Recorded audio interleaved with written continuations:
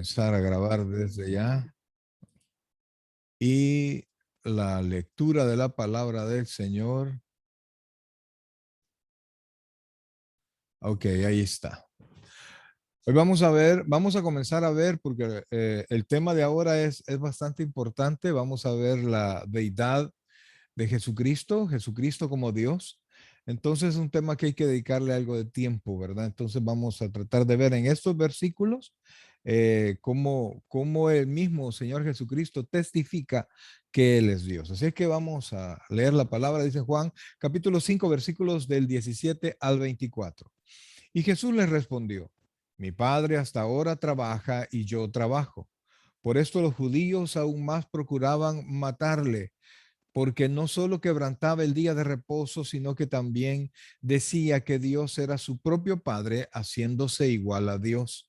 Respondió entonces Jesús y le dijo, de cierto os digo, no puede el Hijo hacer nada por sí mismo, sino lo que ve hacer al Padre, porque todo lo que el Padre hace, también lo hace el Hijo igualmente, porque el Padre ama al Hijo y le muestra todas las cosas que él hace, y mayores obras que éstas le mostrará, de modo que vosotros os maravilléis. Porque como el Padre levanta a los muertos y les da vida, así también el Hijo a los que quiere da vida, porque el Padre a nadie juzga, sino que todo el juicio dio al Hijo, para que todos honren al Hijo como honran al Padre. El que no honra al Hijo, no honra al Padre que le envió.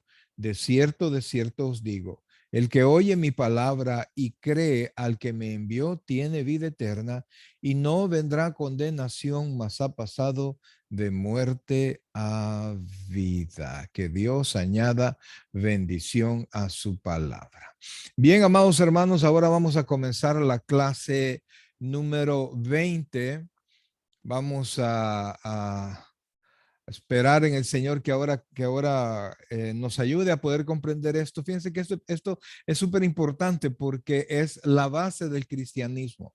Ninguna religión, ninguna fe que no sostenga esto puede llamarse cristiano, ¿verdad? Y es el centro de nuestra fe, el que Jesucristo sea no solamente el Hijo de Dios, no solamente hombre, sino que sea Dios mismo, ¿verdad? Entonces, por eso es que vamos a ver en estos versículos y vamos a desarrollarlo primero Dios en esta clase y en la siguiente un poco de cristología. Recuerden que es parte de la teología sistemática. Entonces, y esto nos va a servir porque ah, muchas veces se nos pregunta que Jesucristo es Dios y a veces no lo podemos presentar, pero esperamos en el Señor que a través de esta clase sí lo podamos hacer ahora. Así es que vamos a comenzar. En la clase número 20 y el texto que ya leímos es Juan capítulo 5 del 17 al 24. Arrancamos entonces.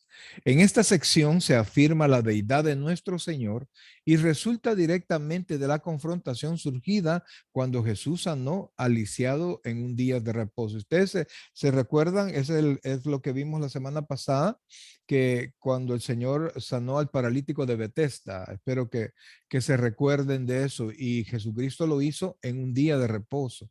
Entonces, el Señor, oiga esto, el Señor no violó las enseñanzas del Antiguo Testamento sobre el sábado, sino las adiciones rabínicas a esta enseñanza. En otras palabras, no hubo un quebrantamiento de la ley, sino de todo lo que los rabinos famosos, los mayores rabinos iban añadiendo a la palabra del Señor. Se entiende que hay más o menos como 640 enseñanzas que los judíos las tomaban como parte de la ley, eran incorporados a la ley y algunas veces le daban más importancia que la ley misma. Entonces el Señor verdaderamente lo que violó fue esos escritos rabínicos y no la palabra del Señor literalmente. Ahora, lo curioso es esto, ¿verdad? Lo que vamos a ver en este momento, que el Señor no se defendió atacando las enseñanzas rabínicas, sino que el Señor se defendió diciendo que el día de reposo no era aplicable a él porque él era Dios. Entonces, vamos a ver la enseñanza. Sin embargo, la defensa del Señor ante tales acusaciones no se basaron señalando la diferencia entre la ley de Dios y las tradiciones humanas extrañas. Más bien respondió de manera mucho más radical. Afirmó ser igual a Dios. Luego tenía el derecho de hacer lo que quisiera en el día de reposo. El resultado es uno de los discursos cristológicos más profundos de todas las escrituras. Esto, aquí nosotros vamos a ver centrado la manifestación del Señor, de decir quién es Él delante de Dios, quién es Él a la par de Dios. Y por eso es que esta enseñanza se vuelve más que importante para nosotros que decimos creer que Jesucristo es Dios y para que nosotros podamos defender este aspecto. Vamos a verlo solamente desde la perspectiva de lo que Jesucristo manifestó y de lo que Jesucristo hizo. Vamos a ver la cristología del Señor. Ahora, los líderes judíos de los tiempos de Jesús, motivados por su celo amargo, lo acusaron de ser samaritano, es decir, de no ser un completo judío y una persona con herejías.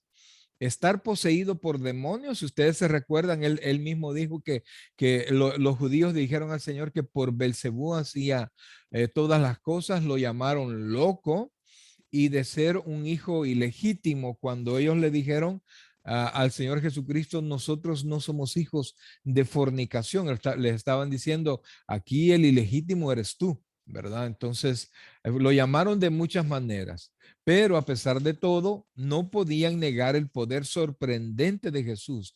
Daban por cierto su origen satánico, aunque ellos decían la palabra, los milagros que él hace definitivamente son increíbles, pero los hace por el diablo.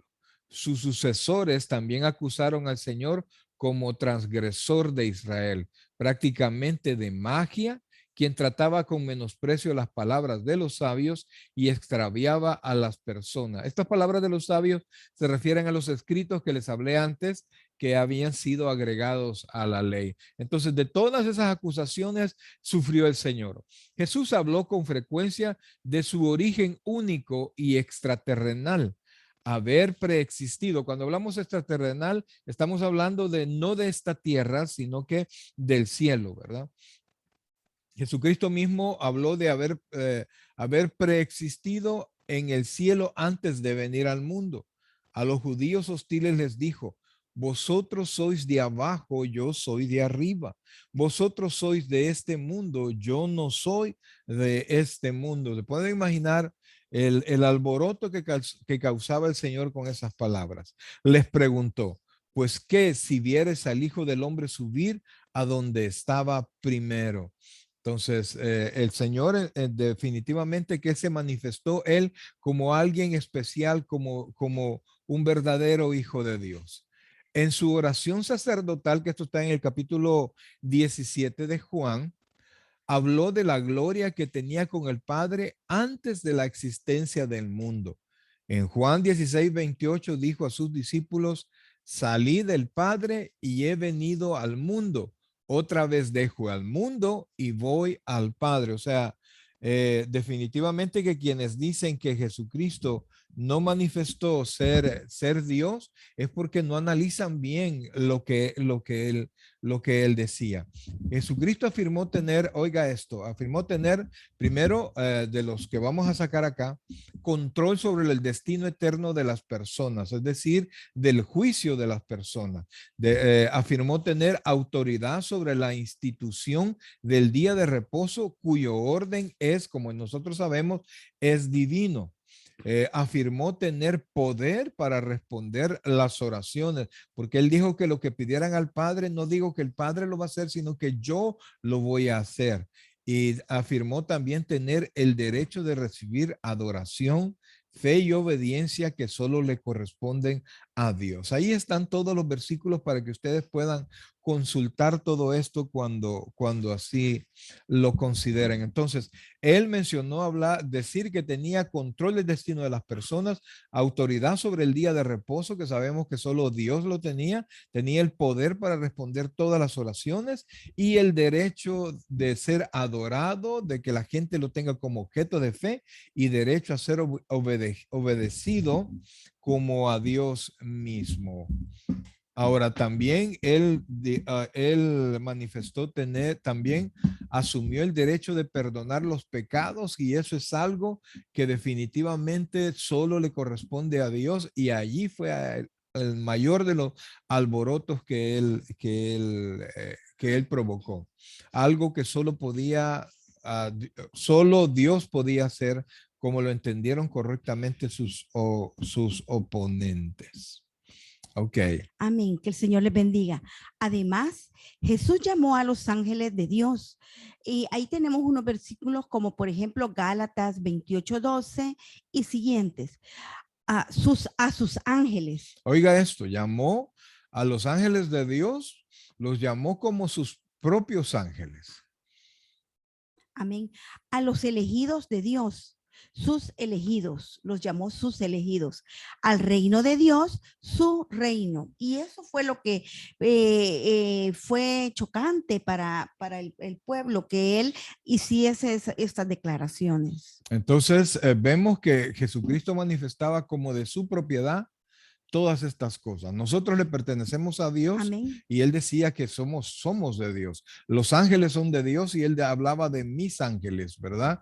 Y cuando hablaba del reino de Dios, pero también cuando se refería al reino de Dios, hablaba como cuando venga en mi reino, hablaba él.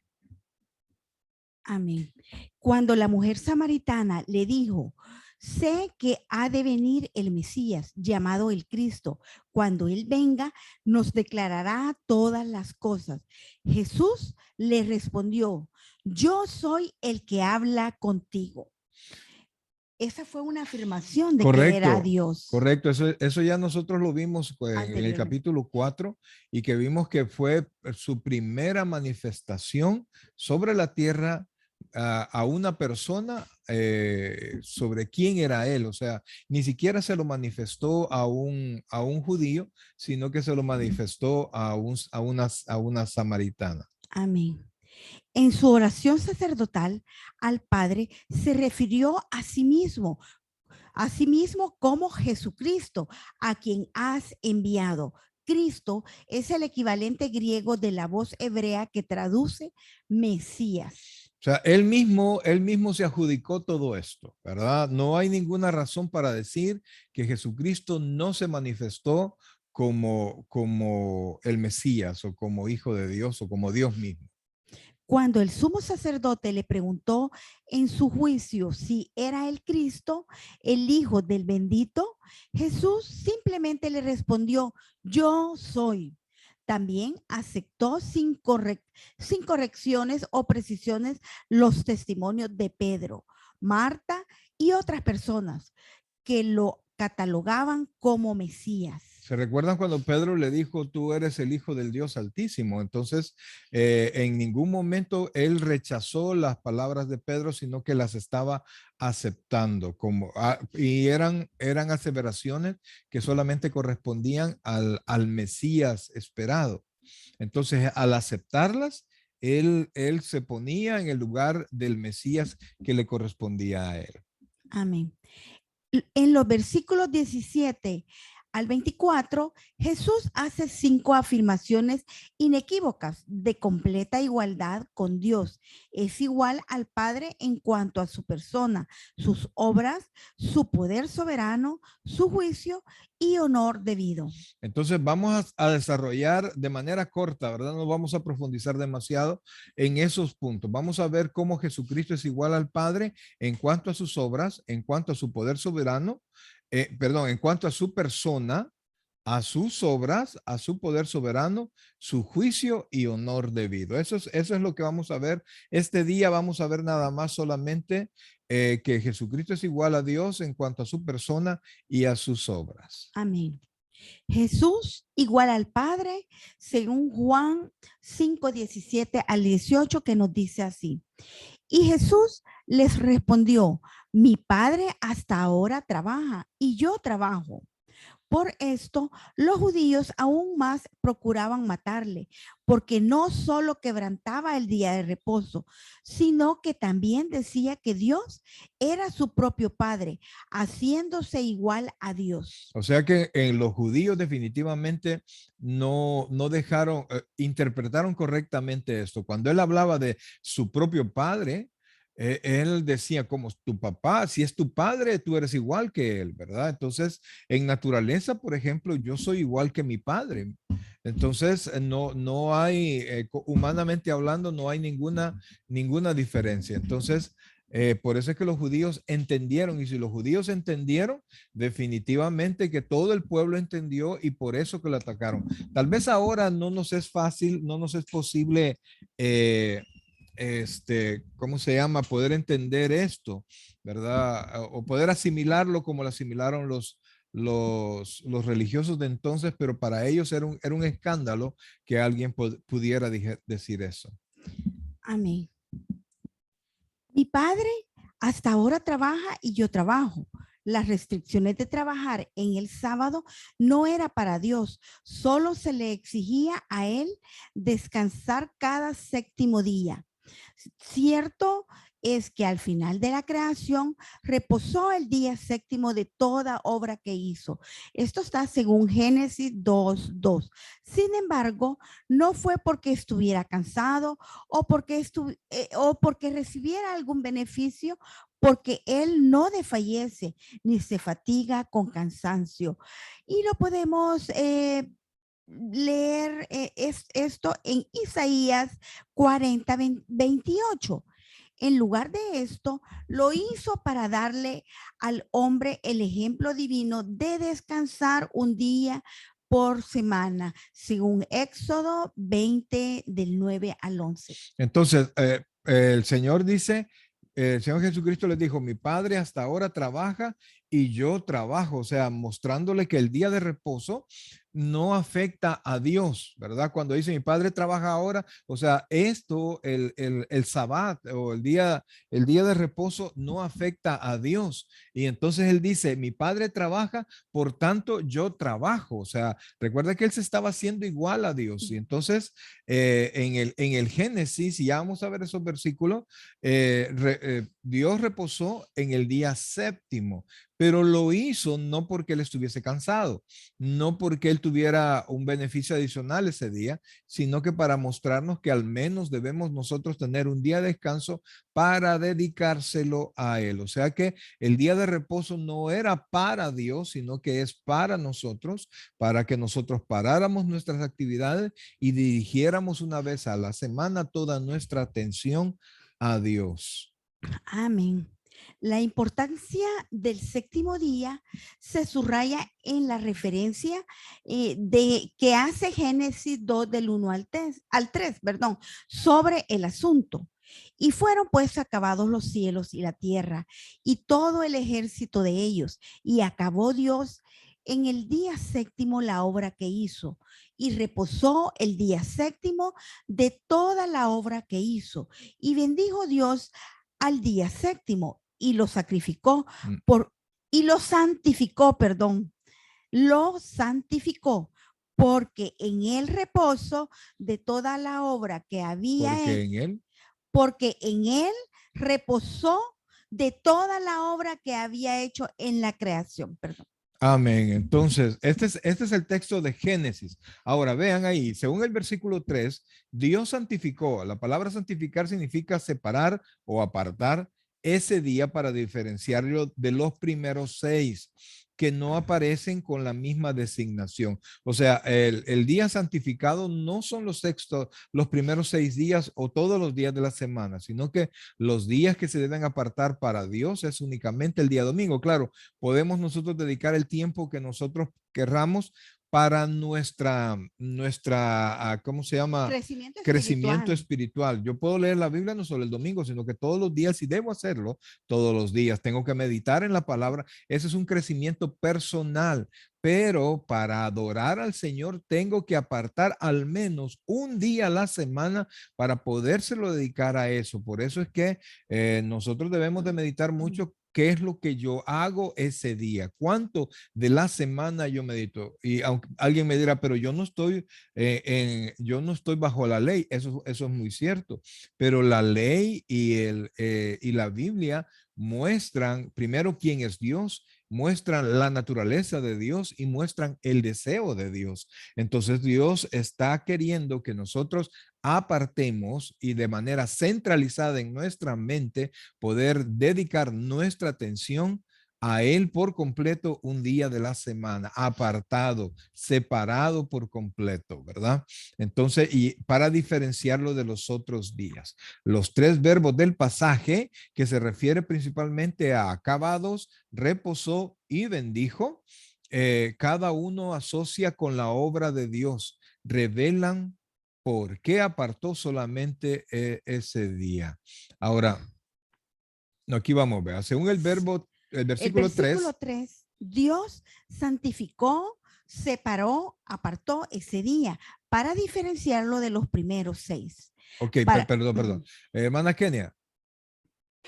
Mi pregunta es, si Dios estaba bajo la condición de hombre, entonces estaba también ate- estaba también, él podía tener también los atributos de Dios o no respetar como hombre bajo la condición de que él estaba en ese momento. Porque como ahorita en este pasaje se supone de que él toma digamos, los derechos como Dios, de trabajar en un día santificado como para los hombres, no para Dios. Entonces Correcto. aquí él toma los dos atributos, cuando él vino a la tierra tomó los dos como derecho de las dos partes, de hombre y de Dios. Es correcto. El Señor voluntariamente, Jesucristo es 100% hombre y 100% Dios. No, no pueden decir que Dios no fue un hombre completamente, así como lo somos nosotros, un ser humano, y nadie puede decir que Jesucristo no era un Dios tal como Dios mismo, Dios Padre lo es, pero sujetó esa deidad a la debilidad humana. Entonces, siempre Él cumplió la ley. Mas, sin embargo, el Señor Jesucristo quiso aquí demostrar, manifestarse la persona que él era. Recuerde que el Señor venía haciendo los milagros de Dios, ¿verdad? Milagros que solo a Dios le correspondían. Pero él mismo nos enseña que la gente no cree por los milagros, no se convence por los milagros, sino que se convence por la palabra. Entonces, la reacción de la palabra principalmente es cómo nosotros reaccionamos frente a la persona de Jesucristo. Porque el conocer la ley no nos sirve de mucho, el conocer la Biblia no nos sirve de mucho si nosotros no reconocemos a Jesucristo como nuestro Salvador, como Hijo de Dios y como Dios mismo.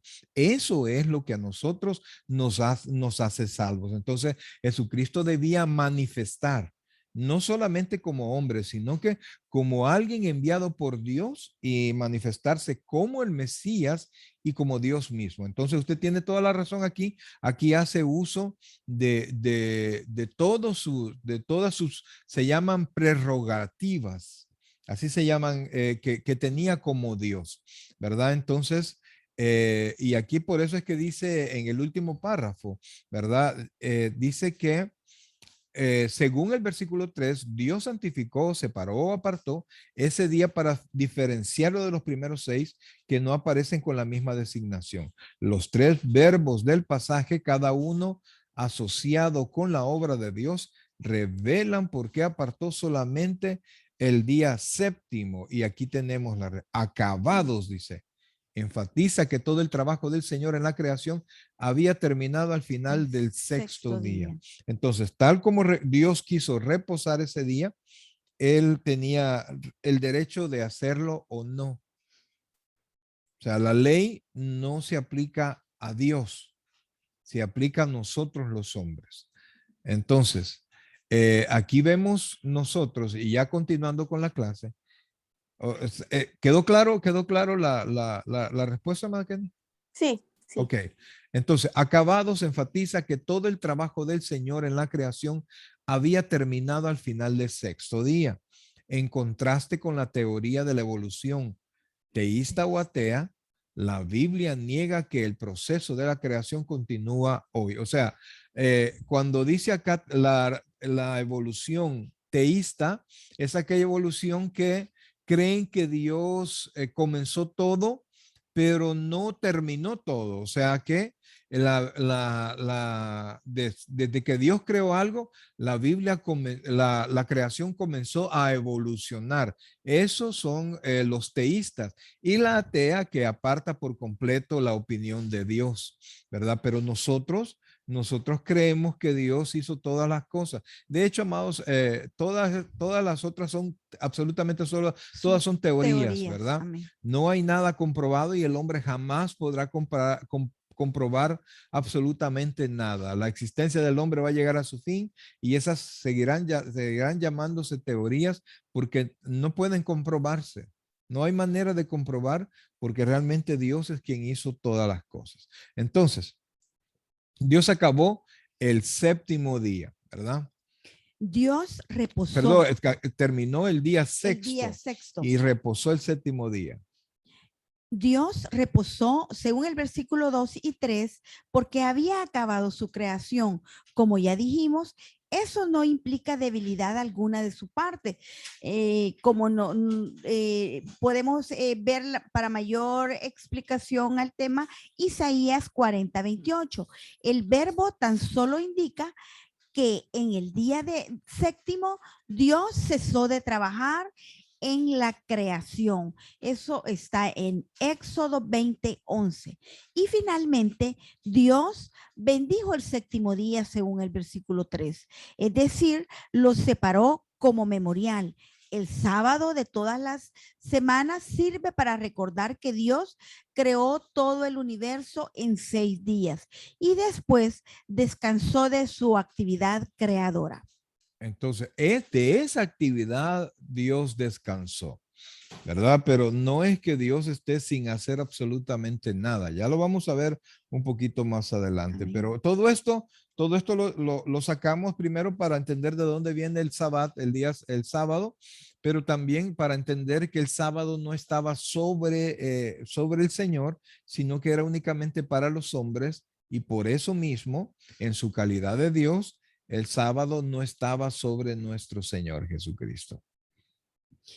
En Hebreos 1:3 nos muestra el trabajo incesante de Dios para sostener el universo, el cual, siendo el resplandor de su gloria y la imagen misma de su sustancia, y quien sustenta todas las cosas con la palabra de su poder, habiendo efectuado la purificación de nuestros pecados por medio de sí mismo, se sentó a la diestra de la majestad en las alturas. Entonces, aquí vemos que el Señor dice quien sustenta todas las cosas con la palabra de su poder. Entonces, no es que Dios ya no siga obrando, Dios sigue obrando, ¿verdad? Dios continúa obrando, pero ya no de una manera creativa.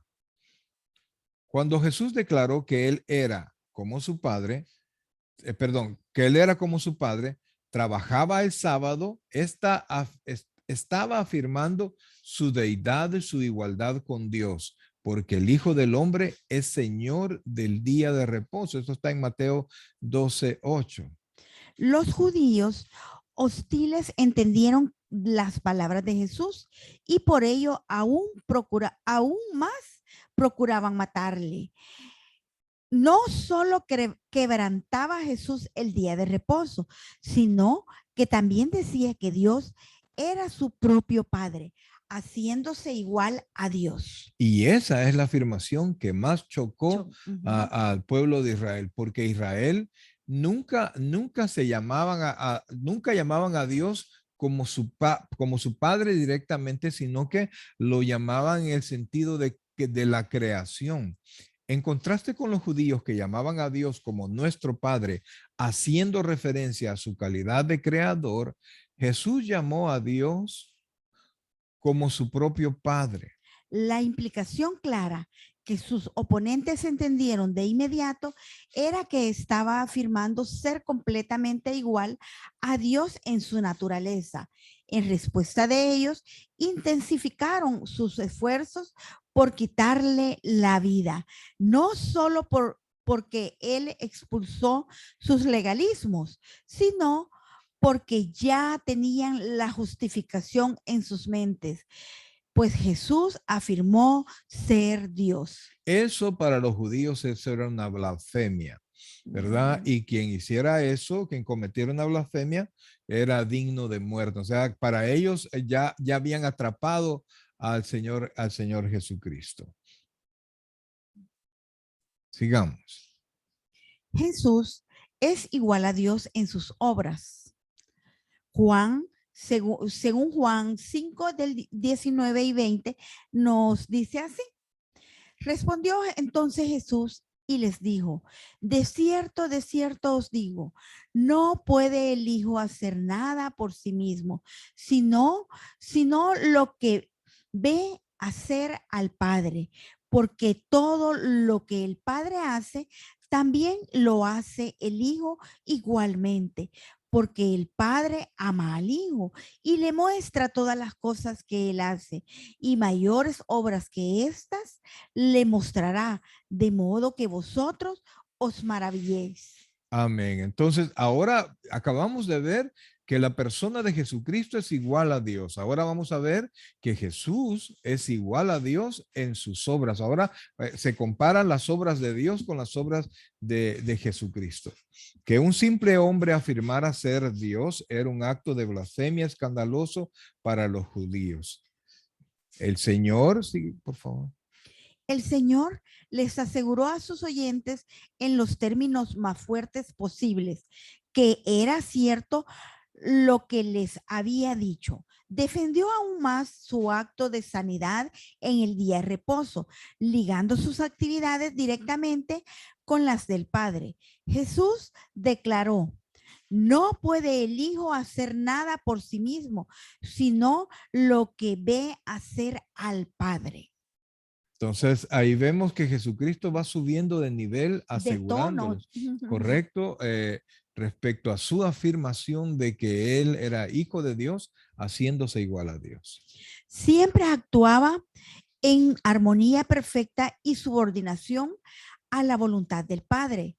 Así, sus obras eran paralelas a las del Padre en naturaleza y alcance, porque todo lo que el Padre hace, también lo hace el Hijo igualmente. La declaración de Cristo, pues, era una afirmación de su propia divinidad.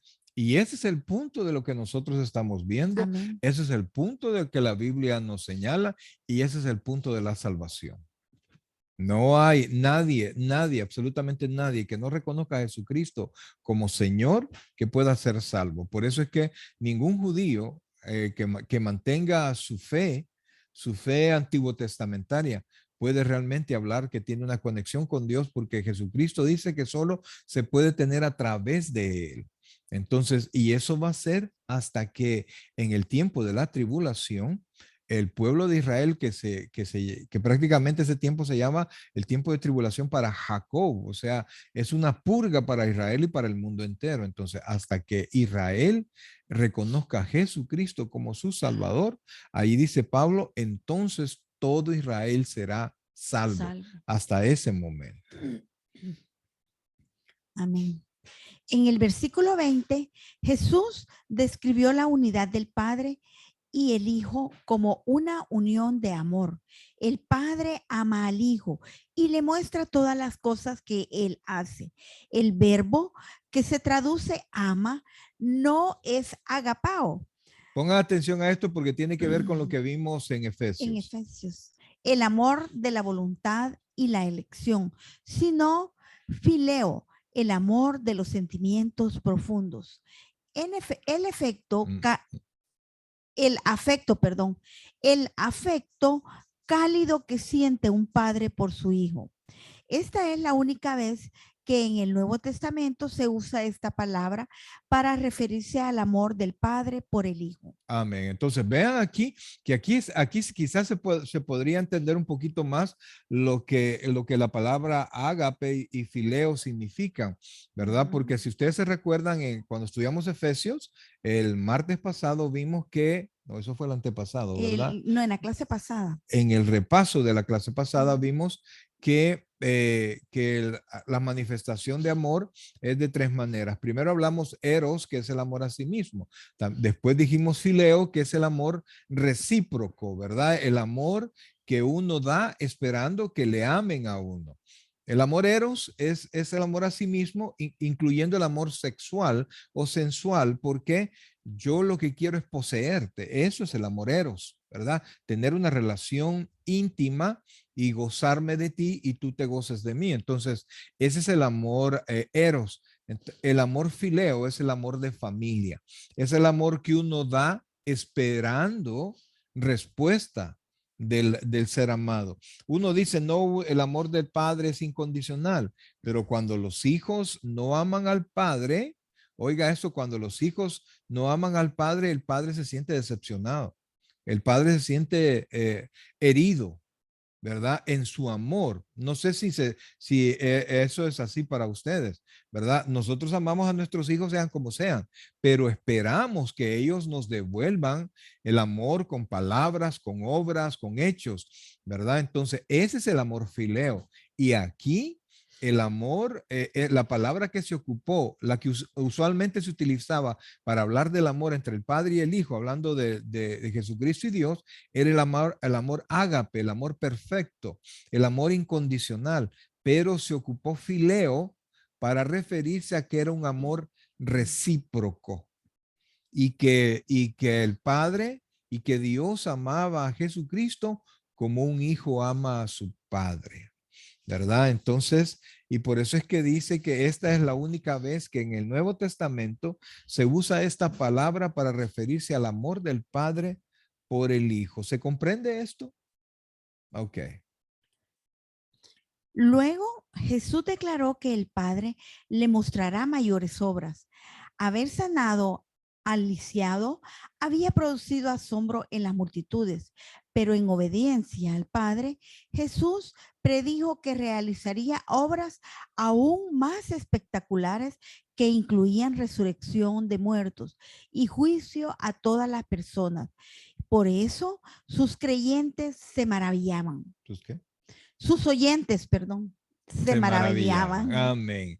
Amén. Así es que, mis hermanos, hemos estado viendo solamente dos aspectos de la comparación que íbamos a hacer de nuestro Señor Jesucristo respecto de su deidad. Y dijimos que íbamos a comparar su persona, íbamos a comparar sus obras, ¿verdad? Íbamos a comparar, ¿qué más dijimos? Son cinco aspectos que vamos a ver, su juicio, la honra que él iba a referir, entonces a recibir. Entonces vemos acá que Jesucristo está manifestando que Jesucristo es Dios y nosotros vamos viéndolo por partes. Así es que, amados, aquí termina la clase número 20. Como ustedes ven, estamos haciendo más cortas las clases para que de alguna manera pues nosotros podamos, no sea cansado esto, sé que el final de un día jueves, ¿verdad? Pero y podamos verlo y tener el suficiente tiempo para meditar y aprender un poquito más. ¿De qué me sirve esto que estamos viendo? Primero, para defender la deidad del Señor Jesucristo. Segundo, para saber verdaderamente en quién hemos creído, ¿verdad? Y en quién está cimentada nuestra fe y poder defender. La Biblia dice que nosotros, dice Pedro, que nosotros debemos de estar listos para presentar defensa con mansedumbre a todo aquel que nos pida razones de nuestra fe. Amén. Entonces, cuando alguien le pregunte, Jesucristo es Dios, ¿me lo pueden probar?